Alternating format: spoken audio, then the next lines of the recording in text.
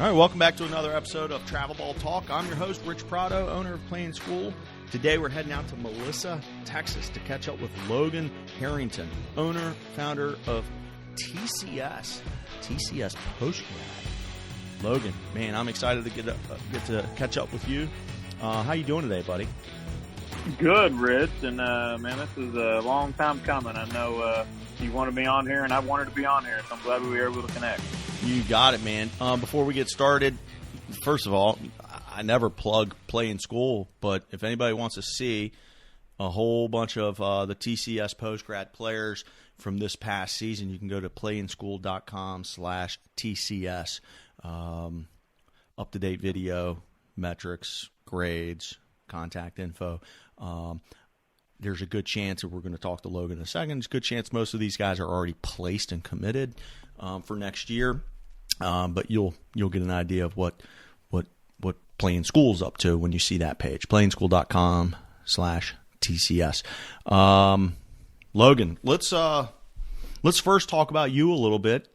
Get to know a little bit about your background, and then we'll fast forward to just about a decade ago when you got TCS off the ground, and then that's gonna really be an educational opportunity for myself and for the listeners. But then, then we'll continue to fast forward to today. We're recording this. It's it's May 10th, 2022. So we want to know what's going on with TCS and Logan Harrington on right here in mid 2022. But let's go backwards first, man. Tell us about yourself, where you're from, and how'd you get from there to here? Yeah, of course. And I'll try to be as quick as I can because I don't want this to be about me. But I'll try, man. I'm from Duncanville, Texas, born and raised. It's a pretty good baseball town. Growing up, played baseball, since I was young. Whenever I kind of was junior, senior year of high school, I wanted to be a Navy SEAL. I wanted to be, go kill bad guys. And baseball, I think I was probably thinking, hey, I'm done with baseball. And I still played on the high school team. We did well, went to state. Great things, but I wanted to kill bad guys. So went to the Navy after high school, went to Buds, did not make it at Buds, quit in Hell Week, which I know I didn't make it, but that experience is something that, has molded me into the man I am today, and wouldn't trade it for the world, even though I didn't make it. And then got out of the military, played junior college baseball, and let me back up. Actually, I played in adult leagues out in San Diego whenever I was in the military, and that kind of gave me back the love of the game. And I played junior college baseball once I got out of the military. Played 2 years at Mountain View Junior College, which is a small junior college in Dallas. I wasn't that good. We weren't that good, but it was junior college baseball, so I can put that on the shelf. And then really, I was a pitcher and pretty much kind of blew my arm out. Wasn't really that smart with it, and kind of was working harder instead of smarter on that. So didn't play it any 4 years. Went straight into college coaching at that junior college. So I guess I was 23, 24, and I was the recruiting coordinator at that junior college. So I did everything under the sun for that junior college to build it, and did that for roughly 3 years. And we did pretty well. I'm kind of proud of our first recruiting class, and multiple guys that went on to play Division I, which that junior college really didn't ever have any Division I guys out of it after the 2 years of the junior college. But the tryouts and me looking for players and recruiting players really turned into my showcase business, which is called the Complete Showcase. Mm-hmm. And that kind of catapulted from looking for players at my junior college to a business opportunity where I invited other college coaches out and was able to actually charge money because they were desirable schools that were there instead of just kind of my one small little junior college, and which again springboarded to the post-grad program because I had a showcase out in Florida, and the IMG post-grad head coach, Nolan Nyman, was wanting to send players there, and I knew him just from the past, and I started picking his brain of what a post-grad program was because he wanted to send players there, and that's where I was educated on what actually a post-grad program was. Yeah. And that's when I realized, man, I can do that. So pause for a second. Got to give props to Nolan. Nolan Nyman's a stud, and his brother Doc is a great dude. But their father Tim is honestly coaching royalty up at DeSales up in Pennsylvania, Hall of Fame coach. Awesome family of coaches, and Tim's been on the pod in the past. If you go to playingschool.com/Nyman, you'll find him. Just an awesome family, and Nolan's a stud. Yep. No, and I wouldn't be here, and that's really him being open and just telling me straight up how it is, is the reason TCS was here today. Like, I picked his brain on rules, regulations, how he ran stuff. Like, he was an open book, and there's been other post-grad programs that have started up after I started up, and I kind of did the same thing that Nolan did just because I'm so thankful, and I think it's the right thing to do on just being an open book and just educating and helping other people that are, wanting to do good things. So, he could have easily said, no, you're going to be my competition, and I don't want to tell you, and he didn't. And then same thing, there's other post-grads that reach out to me, and I could say, no, I don't want to tell you. You got to find it out yourself. And I've just been really trying to be an open book, as just like he was with me. So, but yeah, he helped me out. We decided to start it up here. Justin Cunningham was the head coach, and man, he was instrumental on building this program with me in the first, couple of years. And we're heading into our 9th year now. Next year will be our 9th. But I do think every year we've improved, I think, dramatically from year 1 to year 9. But every year we've kind of taken baby steps and improved a little bit and here and there. And it's crazy to think about. But the first year we kind of threw it up against the wall and see if it stuck, if it worked, and it did. And then second year we had 2 guys that were drafted.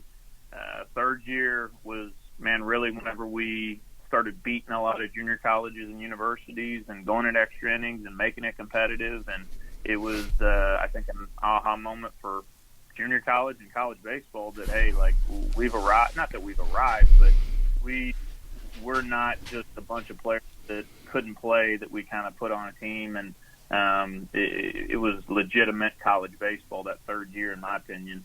And we were just off to the races after that, especially now at the facility. I think it's just more and more grown. So that's kind of where we're at. And now we're heading into our 9th year. So that's a long story. No, that's okay. We're going to go backwards anyway, because I can't let you just slide past your military time without asking a couple questions.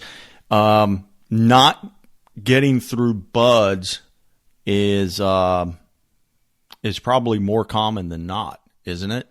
So it's like, yeah, you didn't become a SEAL, but that's probably one of the hardest clubs in the world to gain access to.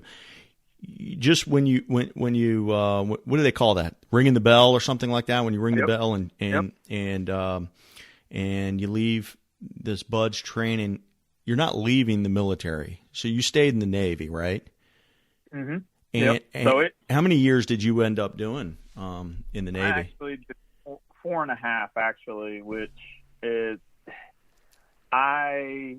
the only reason I went into the military was to become a SEAL. So whenever I did not make it, which, I mean, you're 100% right. I think there was 30-something people that were trying out at my buds class.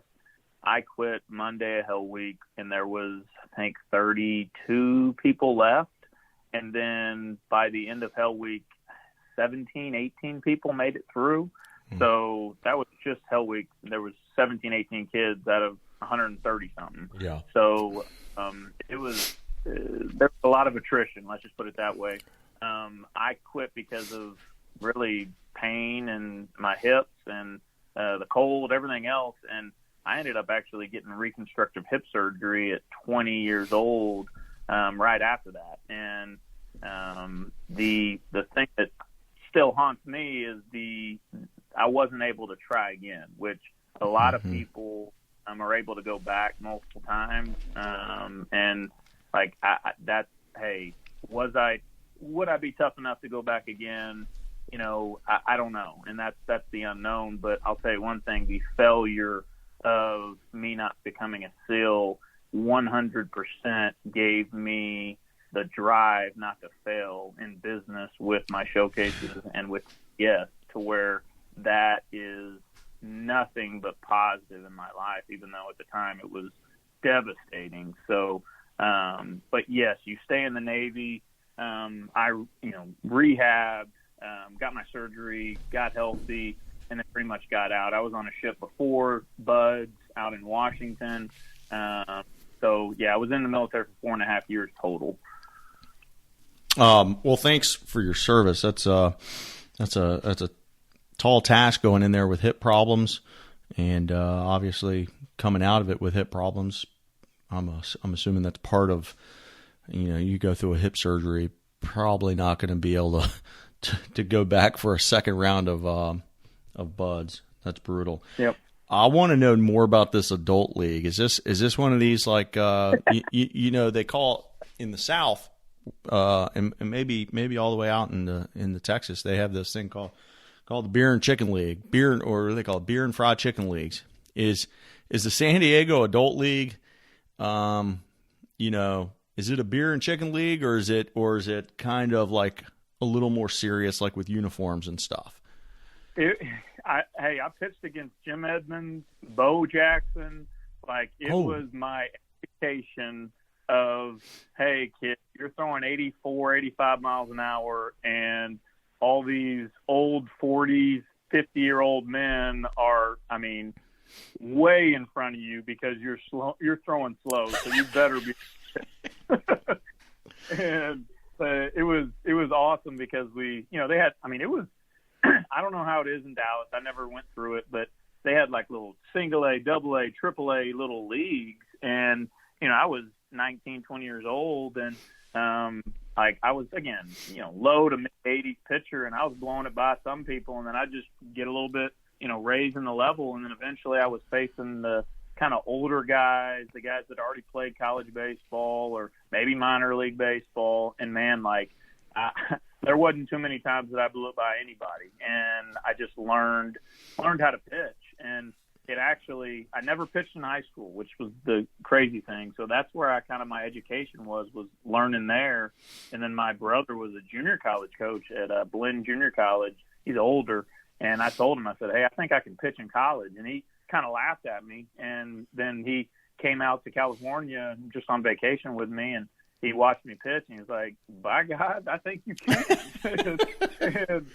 and I went, and I actually tried out at Blinn Junior College, and the head coach there said, hey, he could probably be, a bullpen guy, walk-on guy, but man, he probably needs to go to Dallas County, another little conference. It's a little bit lower level, and he'd get a lot of innings there. So that's where I went. And, I think it was the best thing for me, just to get innings and, have the chance to pitch. But I did think it was funny when my brother was kind of making fun of my adult league pitching. And then when he got out there and saw it, he was like, man, this ain't what you think about adult leagues. So it was pretty funny. Yeah. So I've talked about an adult league in the past. I don't know many people in this recruiting, world that we live in that is pumping up adult league like I have in the past. Here's my hot take, and this is going back probably a decade. You get a kid who's going to be like, okay, he's not that good at, he's not like a elite guy. He's not a big time D1 guy. But he's smart, and he's going to get money to go to XYZ school, okay? Academic money. And I'm like, dude, go there. Like, go do it and don't play baseball there. And then jump in the men's league, because I promise that the men's league by me will eat the lunch of most 18-year-old kids. It's got so and it's going to cost you like $50, right? So it's like that idea. So you're going to go, okay, so let's say you can get an academic ride to go here to VCU down the street from me, but you can't play for the team. So is the alternative that you end up at a Division III program where you're going to pay $50,000 a year to go there so that you can play baseball, like versus, going to VCU and paying $50 to play baseball against arguably like better talent. Like the dudes who are playing in the men's league around here are all ex-D1 guys or ex-pro guys, and they're men. Like first and foremost, they're men. They're like grown, strong, like dad strength kind of guys. So I don't know. This is probably the one and only time I'll be promoting the men's league on this podcast. But this was quite the circumnavigation from high school to Navy to beer and chicken league to junior college baseball, and your brother was an assistant coach on this team. Some people might say there was some nepotism here, but I'm not going to say that. Did you get some innings? No. Well, my brother was at Blinn Junior College, which is one of the best junior colleges in Texas, and I just wasn't good enough. I mean, not. Oh, so you did not? I'm totally struck out on that. I thought you ended up there. What was the name? Where'd you end up? He coached at Blinn, and they're really good, and he was like good program, and I ended up at Mountain View Junior College, which was kind of a lower tier junior college in the Texas area. Still a good program, but I mean not anywhere near Blinn Junior College. So I was able to get more innings. I did get a lot of innings at Mountain View Junior College, and it was the perfect choice for me. Okay, that's awesome. So. I wanna. We're jumping all over the place. I know that, and I apologize ahead of time to the listeners. But it's my show, so if you don't like it, start your own, I suppose. We're gonna fast forward. You talked about sort of the foundation of TCS is kind of on the heels of the showcase that you were running.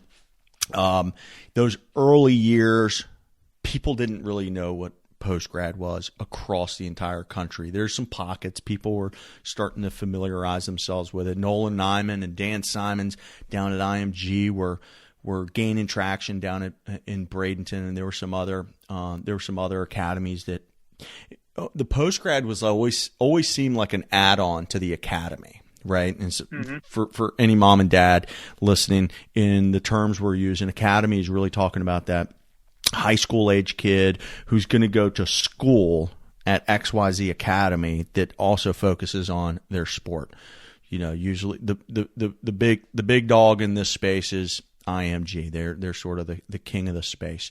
And they had kind of, again, as an add-on to that academy, they had a post-grad program.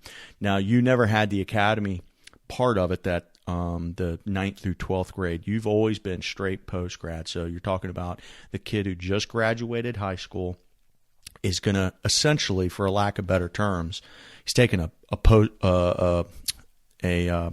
gap year. Is that how you would describe it?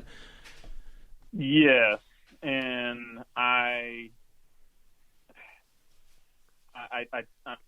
try not to sound cocky and arrogant, but it is everything that you would need as a college freshman, we provide. And it is, if I took a normal high school senior that graduates and goes into a college, what is the perfect way to get the most out of him and get him ready for really any college or university after us? That's what our program is built on. And you lose a year of eligibility. We play the same schedule as most junior colleges. The weight room, the indoor, the practices, the staff, the meals, the facility, like everything that we have in place is it's very comparable to a high-level college program, but again, you're not burning a year of eligibility. So the benefit is huge to where it just gives players a better opportunity to go to the best possible school they can go to, or get the highest scholarship that they're able to get to. But it's just really a way to maximize development that first year out of high school, which I think is the best year that you're going to get that development. So why not invest in yourself early and then see where it takes you afterwards? Yeah, this is, when you started this thing 9 years ago, it wasn't that common. Fast forward to 2022, we're really starting to see post-grads pop up all over the place. And I like the way that you gave a shout out to Nolan Nyman, who helped you along. The reality is, you're in Melissa, Texas. You're not competing with IMG. And my buddy who's starting one in Chattanooga, he's not competing with TCS, right? And my buddy that has one in Atlanta, he's not necessarily competing with the guy in Chattanooga, and on and on and on. So it is a case of, in 2022, where it's almost, and I said this before we hit record, it's like this idea of a rising tide raises all ships. Now, the fact that this concept is growing, there's more, there's way more knowledge that this is even out there. And so, you talk about how kind of like your sales pitch from 9 years ago has had to adjust to 2022. Like how has that sales pitch changed over the years? Yeah. First off, it never happens as fast as you want it to happen on growing the program. But the first year, I'll be honest, we took players that didn't have any other options, or very, very minimal options of playing college baseball, and especially being a new program and really a new concept in the region.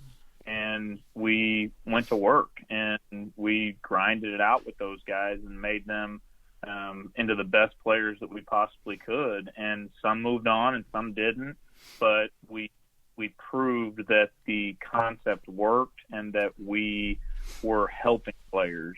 And that first year, it was simply put, hey, do you want to hang up the cleats, or do you want to, go hide away for a year and develop, and then hopefully when you reemerge, some college programs are interested in you.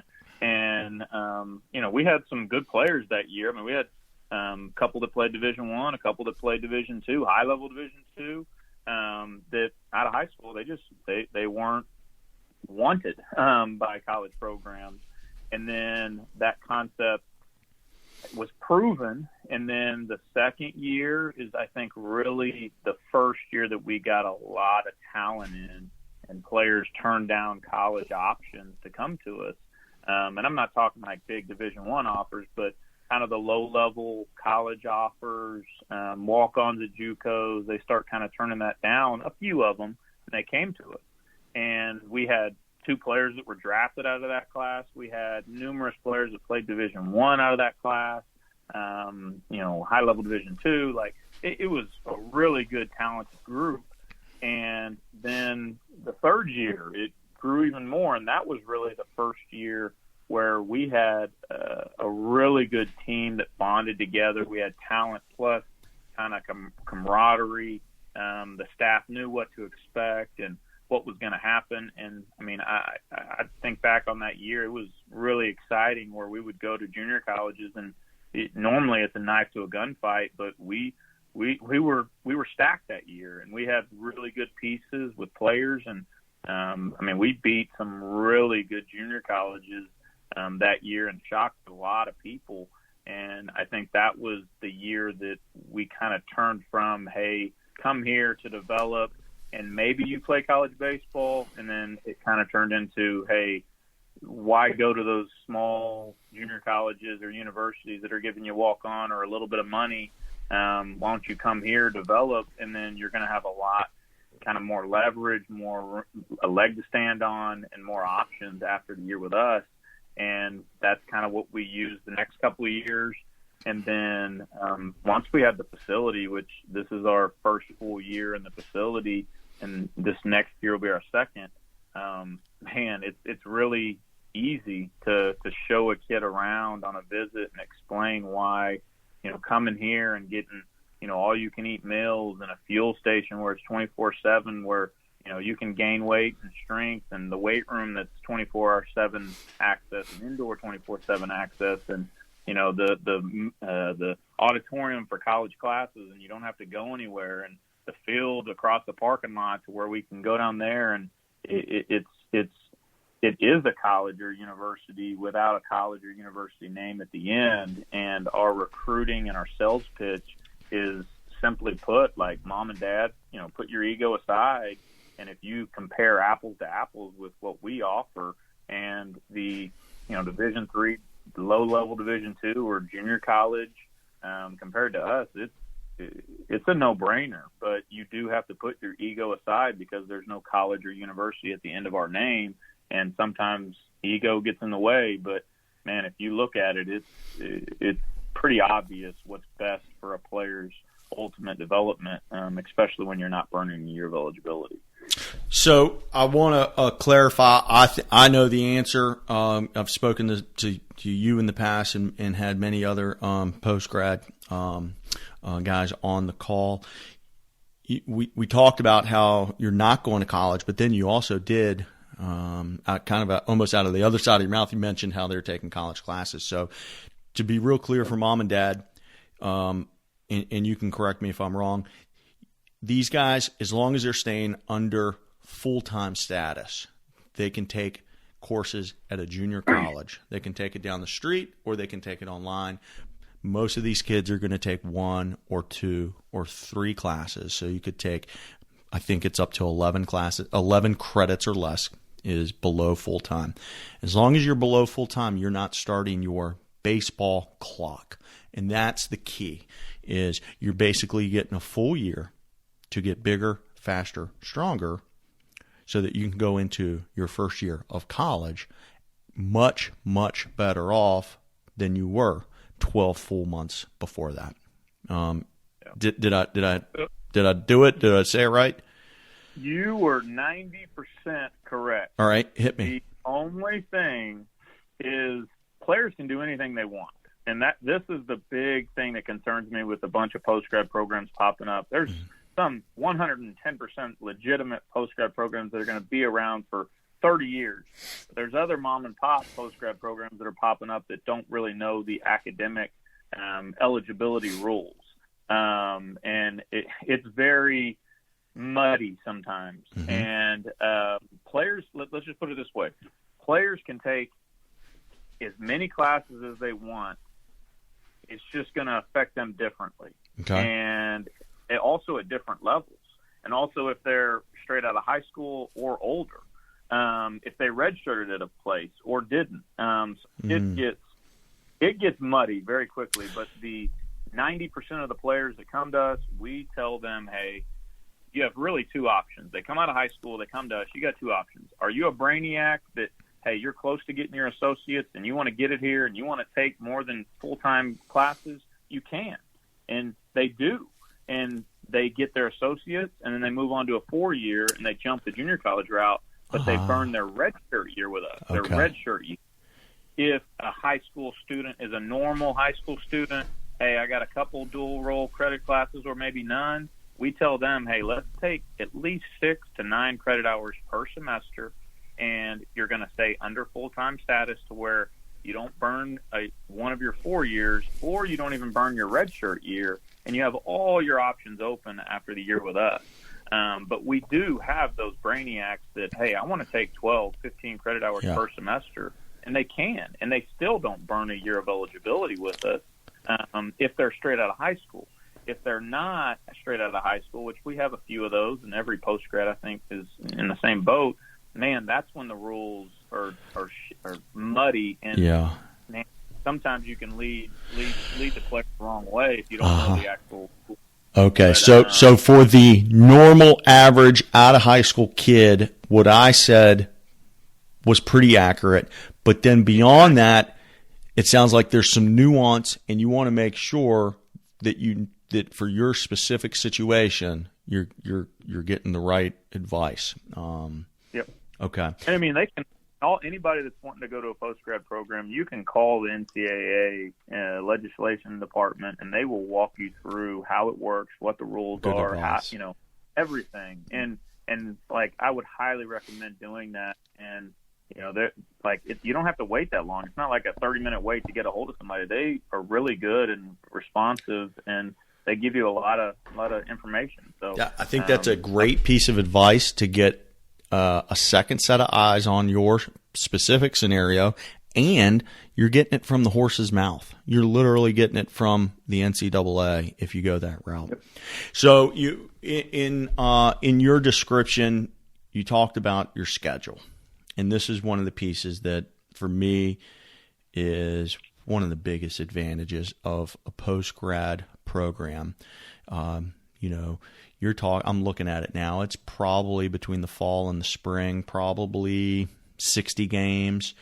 And it's not against the Little Sisters of the Poor from down the street. I'm looking at, listen, there's some powerhouse programs. You're talking about Paris Junior College. You're talking about Richland College. You're talking about Connor State. You're talking about let's see who else. Joliet. You're talking about Weatherford. This is you go into this expecting just getting punched in the face every day, which is way better than playing the Little Sisters of the Poor. When you're at the high school and you play 18 games this season and you go into your freshman year of college not prepared, it shouldn't be a shock. This is a schedule that's built on the idea of getting punched in the face, so that when you go to college, you're prepared. I love it. And I mean, me and the head coach Jeff Robinson always go back and forth on this, and it's hard to, we recruit a new team every year, so it's hard to know, hey, how talented is our group coming in, and what does our schedule need to be? And I mean, we have a parameter, but it always comes down to, hey, do we play some teams to get some wins and have a morale boost, or do we play some really legitimate junior college or college baseball programs to teach our players how it works, how college baseball is, how talented some of these teams are, and yes, like, we're going to get kicked in the mouth, numerous times. But the thing that I love is these players sometimes are good enough to play against these programs, but they don't believe it until they actually have success. And I love seeing some really good players that, man, they're good enough, but once it actually happens against some of these junior colleges, that's when they're off to the races. Like, some of the guys that you spit out, like Joliet, they're really good. We won 2 out of 3 against them. Paris Junior College, we went into the 9th inning and we were winning against them and lost in the 9th inning. Cisco, we beat them this year, and we played them 4 times, and one time they walked it off on us. One time we were winning in the last inning, but they beat us. And then one time they beat us by like 3 runs. And then the other time we beat them. And then, hey, we played Weatherford, and it was on their bye week, and we faced their number 1 and number 2, and we got punched in the mouth. Weatherford, for those of you who aren't familiar with Weatherford, there's years where Weatherford has rolled out double-digit guys who are throwing 90+. So this is like the opposite of Little Sisters of the Poor on a weekly basis. Yeah. We faced their number 1 arm signed with LSU, and then their number 2 arm, I think, was Texas State. And, the LSU arm, I think, wasn't as good as the other guy. And so, I mean, it was a tough day. And then the best part of all of that was our guys were just starstruck with this team and how good they were. And that team was 4th in their conference. So, like, junior college baseball, buddy, like, you better pick it up. And this team right here that's unbelievable isn't even running away with their conference. So that's how talented junior college baseball is. And we have guys that are going to be playing junior college baseball and going to, like, this group that we just had. I mean, I'm going to go on a limb and say we're going to have 5 or 10 Division I guys eventually, or some guys getting drafted out of there. But, man, that 18, 19-year-old needing to see what high-level baseball is about so that they can get there in the next couple of years was huge for them. And that's where I just, like, mom and dad sometimes just don't get it, that, you know, seeing it, them seeing it, their kids seeing it, and them getting kicked in the mouth sometimes is really good for them. And it's kind of, hey, do you want to play at this level or do you not? And we have guys that are going to play at that level or higher that, hey, they have to make that decision whenever it happens. So I thought that game and realizing how good they were, and they're not even at the top of their conference, was huge in the development of some of our guys. And I think that's the biggest thing is, hey, do we want that or do we want to play some JV university team and win? And, hey, we tweet out that we won, but is it the best for our players? And it's really not. Sometimes here and there, but, man, I'd take getting kicked in the mouth by Weatherford Junior College over winning a JV university game with, you know, one umpire out there and, you know, just roll the balls out there is kind of where we're at.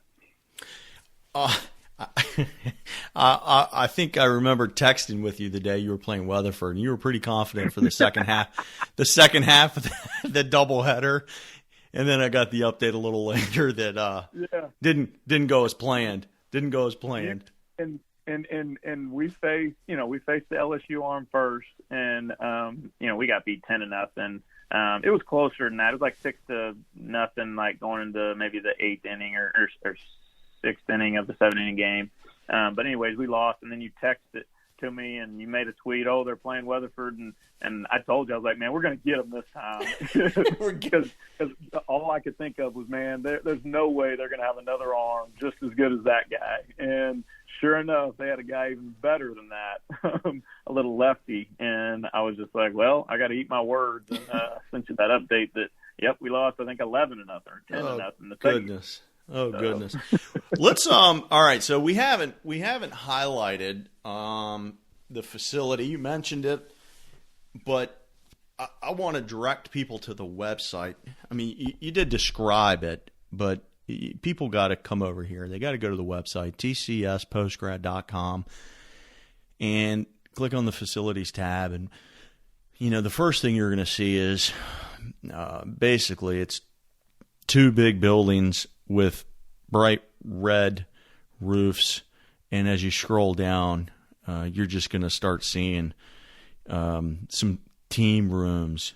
You know, you got that lounge area. I'm seeing TVs, ping pong tables. I'm seeing refrigerators with drinks and food and fuel. I see like a theater room, like a kind of what would you call that? What would you call that theater room? Like auditorium is what we call it. What do you call it? I couldn't. You blanked out. Auditorium. The auditorium, and then I'm seeing weight rooms. I'm seeing locker rooms. I'm seeing the cages, the bullpens, cafeteria. Holy cow! Can you talk about, you know, how did this come to be? Is this something that is owned by TCS, or is this a partnership with a separate facility? Like, what goes into having this type of access? Yeah, so it really the city of Melissa, we came out to the fields out here, and they have a full turf, like 5-field complex. And we started practicing and playing here maybe 2 years ago, and I really became good friends with the owner of the facility, Doug Zadow, and it's called the Z-Plex is what it's called. And me and him just kind of started, you know, bouncing ideas off of each other and what we need and what his vision of this area was going to be. And, you know, I threw the idea out there, and then he threw probably some steroids in it and blew it up. And, hey, I need a restaurant, and he's like, or I need a cafeteria, and maybe I can make it real small and, use this and use that. He's like, well, let's just make it a restaurant, let's dual purpose it. And, I need maybe a couple cages for the indoor. And he's like, well, let's just turn it into a D-bat and make it a, dual purpose again, and all this. And I think it was more of my idea for TCS added with his vision, like overall of the area and how he could, really make it possible to blow everything up. So, the building itself is owned by multiple people, me included, TCS included. But it's owned by it's three main people, and Doug being one of them and me being one of them. The facility, like the pictures and the videos and everything online doesn't even do it justice if you see it with your own two eyes. And we have a dorm room up top where it's 48 beds, laundry room. You come downstairs, player lounge, ping pong, pool table, dartboard, shuffleboard, arcade system. It's awesome area. There's fuel station in the players lounge where it's packed with chocolate milk and nuts and fruit and snacks and beef jerky and bananas. I mean, all kinds of stuff that is they can grab it anytime they want, and that's part of the program. And the auditorium is there as well, which I know we talked about college classes, but I want to make sure to highlight it too. Like Tuesday, Thursday night, we have college professors that come and teach classes there. U.S. history and English 1301 are in the fall, and then 1302 of both of them are in the spring, one on Tuesday, one on Thursday night. So our guys don't have to go to a college itself and don't have to take online classes. The college professors come to us, but some of them still do online, and some go to the college if they want other classes. But that's there on the facility. We have an actual restaurant that's next door that our guys eat there 3 meals a day. And again, it's a regular restaurant that is open. And we just kind of open it up buffet style whenever it's our turn to eat and our guys are eating. And then we have indoor, which is D-bat. I'd say probably 10,000 square foot of actual cage spaces, maybe 12 cages or so. That our guys have key card access to. We'll have our own practices sometimes, either outdoors or indoors, but they can, after, at nighttime, they can come in and hit at any time. They can hit until their hands bleed. Like there is no limit of your development in the cages as a hitter at our facility. And then same thing in the weight room. We have a weight room right there that our guys lift from 3 to 5, pitchers from 3 to 4, and position players from 4 to 5 with our strength coaches. And then afterwards, if they want, auxiliary lifts or extra stuff, like they can go in there and lift at any time. Then we have assistant coach housing, which they're kind of like the dorm supervisors. They got we got cameras everywhere and key card access to where if any of these teenagers are doing what they shouldn't do, we'll be able to catch them and to redirect them. Mm-hmm. They live on site, and then we have a PT clinic that is, if our guys get hurt or injured or anything, they can head down there and get ice, cupping, scraping, whatever they need. It's down there as well. And then right across the parking lot is that sports complex, so our field is right there. And same thing, if they want to hit a little extra on the field at night and the fields aren't being used, they can go down there and hit. And I mean, it is 100% like everything you need as a baseball player to develop, it's here. And I mean, and I know people like to hear this, but I mean, I 100% believe it. Like in our players lounge, we got, a bunch of different books. We have a little library of all kinds of stuff for our guys to dive into. We do, financial talks. We talk about church. We have meetings, just individual meetings about our life stories. Like, there's a lot of non-baseball stuff that goes on that I think that young men need to grow into men. And I think our program does that. Like, I'm a big eye contact person and a handshake. And some of these kids, when they come in, like their mom is leading the way and asking questions, and the kid's in the back, like with his head down and not even like looking at you. And by the time they leave, like they're looking at you, they're giving you, yes or no, sir. They're shaking your hand. They're standing a little bit taller. Their shoulders are a little bit broader. Like just the confidence level of a kid after 1 year of college baseball away from mom and dad, and learning how to do laundry and learning how to handle roommates, like, it's huge on the development side. And that's where I just feel like, I mean, man, it's when you don't burn your eligibility, you get all of the things that I just listed off. Man, it's a no-brainer sometimes for these high school players. It really is awesome. You got to jump onto the website and scroll through some of the pictures. Now, my entrepreneurial brain starts spinning. And when I first started digging into this post-grad concept, I started doing some back of the napkin math, right? And I would say there's probably a couple spots for you coaches that are listening, or people who are thinking, hey man, my area could use one of these, and this sounds like a pretty good concept. The two things, to me, again, I've never run one, so you could tell me if I'm an idiot, but two places that are really important to figure out from the get-go is, where are you housing these kids, and where are you playing games, right? And so your schedule and travel and nights away, that can eat into your budget. And again, the other part about where are you housing these kids, that's kind of a double situation. That's a budget item, but it's also I don't want to say it's a safety item, but it kind of is a safety item. You're keeping your guys in-house. Do you house every single kid right there, or some of them local and stay with mom and dad? We have 48 beds, and then we'll have a few local. Usually we're right at that 50 mark is where we're at. But again, most of our guys are right here, and we got our thumb right on them, where we can kind of control and watch after them. And that's the other thing. We didn't always have this facility. We had them in apartments, and we did curfew and room checks and everything. But man, like the ease of them to do what they wanted was a lot more, and that's what scared me. That and the travel. If you are thinking about starting one of these up, like, number one, it isn't as easy as you think it is. That's the first thing. And then the second thing is, man, the safety, the doing what's right is man, you're going to get two sides of the sword on, hey, financially what's good, but right. Hey, what's the right thing to do? And there's a lot of those situations in a post-grad program where you got to have a good guy at the top that, man, makes the right decisions on let's do what's right, even though financially it's going to hurt.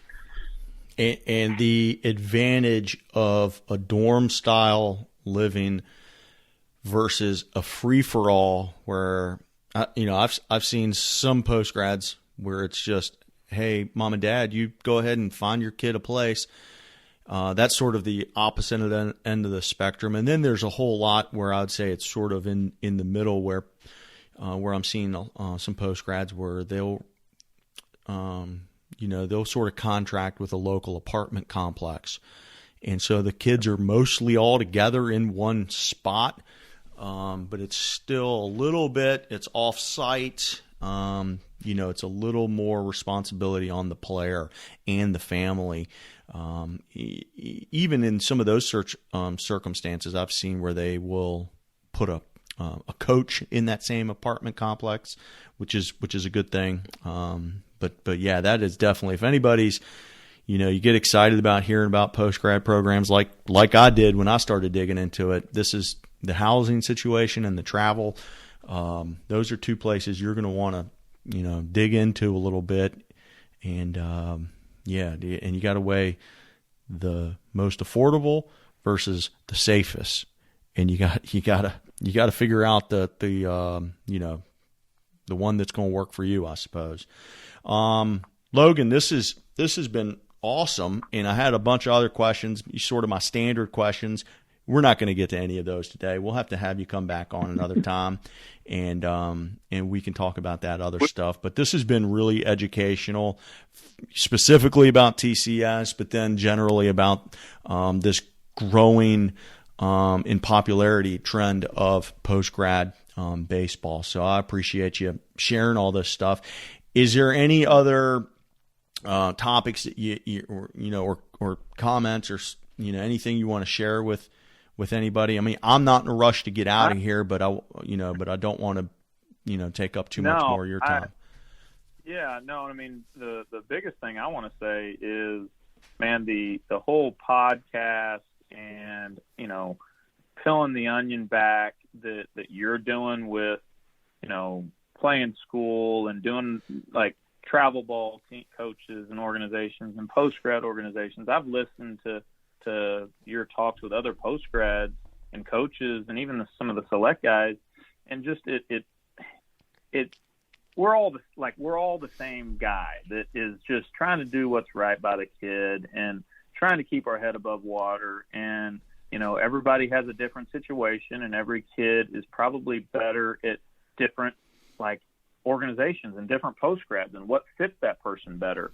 And I think the more guys like yourself and, opening everybody up to where, hey, mom, dad, go find out about this post-grad or go find out about this select organization, and then you make your decision, is, I think, awesome. And I think everybody in college, even in college baseball, it's so closed door, and there isn't a bunch of information that talks about this college or that college or this post-grad or that post-grad. So I really commend you on everything you're doing with the podcast, and even the playing school, the stuff that we use to recruiting service and helping our guys. I just think it opens up to where, hey, you can see kind of the level of players that we get and the level of players other people are getting, and it just kind of helps mom and dad make the most education based decision on where their son should go, after high school. Well, it's you know what? Look, this is not, postgrad's not for every kid, but I think we're going to see a lot of kids who it benefits greatly. I think the COVID thing has accelerated because roster sizes exploded. The NCAA gave years back, and now there's this. A lot of kids are going to be kind of on the out. The kids coming out of high school are competing against a 26-year-old super senior. This thing is going to grow. This postgrad idea is growing, and once it becomes solidified and there is success, I don't see it going anywhere. It's gonna be around, and it's gonna be an option. It's not the right option for 100% of the kids, but for some kids, it's gonna be really, really beneficial. So, kudos for you for being out on the front lines here, leading the way. Yeah. Well, I mean, I try to listen to what mom and dad and select coach, high school coach they say, and I think the biggest knocks on postgrads are the facilities, and everybody being spread out and not having your thumb on them, and the academics and the cost. And I think we have done a real good job of, obviously, with the facility, bringing them, in-house and helping them out and getting the college feel. And I mean, it's very close to really any college program out there. And then the academics with everything being in there. And then my next hurdle is the financial side. And I mean, sometimes in the post-grad world, you get what you pay for. There's other post-grads that are, a lot less expensive. We were a lot, less expensive early on, and we had less overhead and less things that we offered. So my next job as the owner and operator here is, man, I'm going to get the cost down, and it's going to be, roughly the same cost of a regular junior college to come here as compared to go to a junior college. And I think then we're off to the races. I think we're doing things the right way, but once we can figure out how to financially get it to where it doesn't cost as much as it does, then, man, I think it's going to be amazing. But I mean, even though our cost, I'll dive into our cost. Our cost is $22,500 for the year, and that's housing, that's food, that's everything. And we do offer scholarships to even make that more affordable for families. But I'm going to, my goal is to get it, in single digits, $5,000 to $10,000 for everything, food, housing, everything.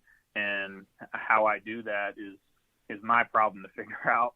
Mm-hmm. But that's my goal is, I'm not here to make $1 million and have multiple teams and, franchise it out and be in California and Florida. I want to build this one here in Texas, and it be the post-grad program, to go to in the entire country, and it's affordable is my goal.